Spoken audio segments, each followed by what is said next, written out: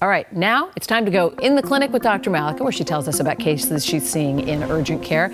Okay, you saw a patient with an ingrown toenail. That's right. You'd be surprised how often we see this in urgent care.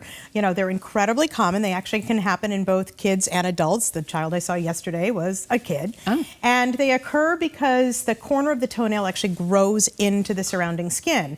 Now, the most common cause is actually cutting or rounding the corners of the nail, but other causes include poorly fitting shoes or trauma, or sometimes it's just the way some people's toes are actually shaped.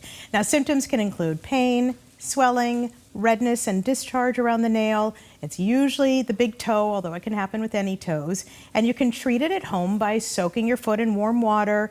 You can try to carefully pry the nail out from under the skin. Some people suggest dental floss for that, and apply an antibiotic ointment. However, if the symptoms are getting worse, or certainly if you have diabetes, then you need to be seen.